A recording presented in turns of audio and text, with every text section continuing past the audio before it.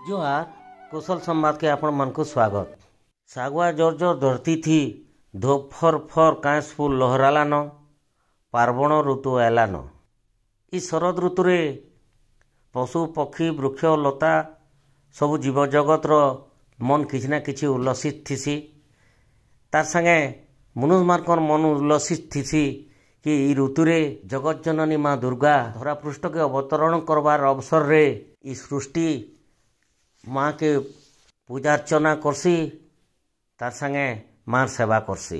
मार पाखे अली अर्दली निजर मनस्कामना जणै करी जगतर शुभ मनासी। एंता किछि वार्ता के नहीं करी सार्वजनीन दुर्गा पूजा सबु जगार होउथला बेलके सोहेलार दुर्गा पूजा किछि नियारा रहसी। सोहेलार भौगोलिक अवस्थिति दृष्टि छत्तीसगढ़ सीमांतवर्ती होइथिला बेलके लक्षाधिक श्रद्धालुंकर भिड़ हेसी। माँ को दर्शन लभसन निजर मनस्कामना माँ के जनासन।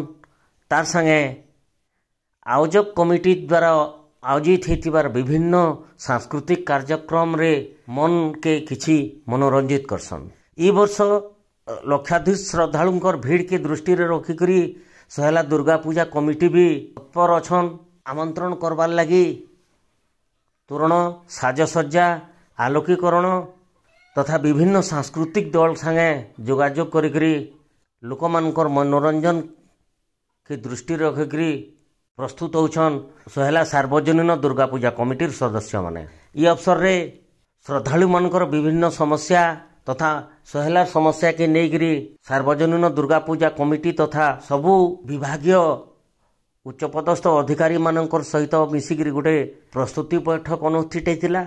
ये प्रस्तुति बैठक रे ट्रैफिक नियंत्रण रास्ता घाट स्वच्छता पानीय जल विभाग अग्निशम विभाग तथा पुलिस प्रशासन सह बसिकरी विभिन्न दिग उपरे पुंखानुपुंख भाव आलोचना करा जाइछे। सोहेला दुर्गा पूजार विशेष आकर्षण रावण पोड़ी दिन पश्चिमांचल श्रद्धालु तथा सीमांत छत्तीसगढ़ लक्षाधिक श्रद्धालु आसिकरी रावण पोड़ी महोत्सव उपभोग करसन। सेथिर लगी भीड़ दृष्टि ट्रैफिक व्यवस्था लोक मानकर लगी पानीय जलर व्यवस्था ये सबु दिग उपरे विशेष गुरुत्व देवार लगी आमर दुर्गा पूजा कमिटी तरफ प्रशासनिक अधिकारी मानको अनुरोध करा जाइछे। आउ से माने भी आमर सोहेला दुर्गा पूजार प्रसिद्धि तथा चाहिदा केन्दा करी आउ टिके आगे जीवा सेथि प्रति आमे जत्नवान हेमा समस्तंकर सहयोग रे बोलिकरी निजर मतामत देइछन। सोहेला दुर्गा पूजार आउ गुटे अन्यतम आकर्षण रोचे रामलीला। रामलीला लगी रावण परण कराइतेबार बेलके कलाकार चयन तथा कलाकार मानकु अभ्यास भी आरंभ हो गलान। ई वर्ष मुक्ताकाश रंगमंच रे रामलीलार 6टा दृश्य के नाट्याभिनय करा जिवा बोलिकरी निष्पत्ति निया जाइछे जहा कि दर्शक मानकु बांधिकरी रखसी। आसुन सोहेलार सार्वजनीन दुर्गा पूजा रे शामिल होन जगत जननी माँ दुर्गांकर कृपा लाभ करुन तार संगे विभिन्न सांस्कृतिक कार्यक्रम आनंद उठौन।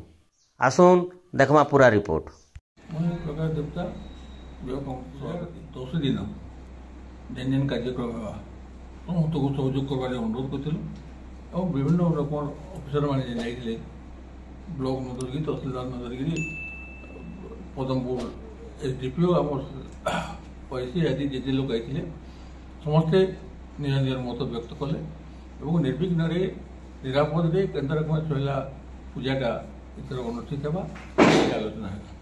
पहला नुआखाई जोहार मुझे दुर्गा पूजा सोहेला दुर्गा पूजा कमिटी संपादक आम तो जिते पार पर्यंत चेष्टा करूँ माँ आशीर्वाद माँ जेनता डायरेक्शन दौन से हिसाब से चलीजे और निश्चित भाव भव्य पूजाटे हवा बोले आम आशा करूँ सब वर्ष जेनता है। आज तो आम अगस्ट 27 तारीख रू आम मृत्तिका कलेक्शन करूँ उत्तोलन कर मंदिर में आनिक मृण्मयी मूर्ति चली बनावा तापर रावण आम निमंत्रण भी स्वागत कर सारूँ आज आमर सोहेला अंचल प्रशासनिक अधिकारी मान को नहीं केन्द्र सुरुखुरू रे आम दुर्गा पूजाटा भल भाव हो पार्बा से लगे आज आम प्रस्तुति बैठक कर प्रस्तुति बैठक में आम शांति श्रृंखला के नहीं मेन थी सैनिटेशन और आम रावण पोड़ी जेन बहुत भीड़ टे से फायर सिक्यूरीटी इटा केन्द्र आम इटा कर से विशद आलोचना कराए पार्वण गोटे मुख्य तापर आम रावण दरबार हो रावण पोड़ीटा एंते ही फेमस है आम पश्चिम ओडिशा रे और तापर आमर जेन कला संस्कृति हजि सेटा के आम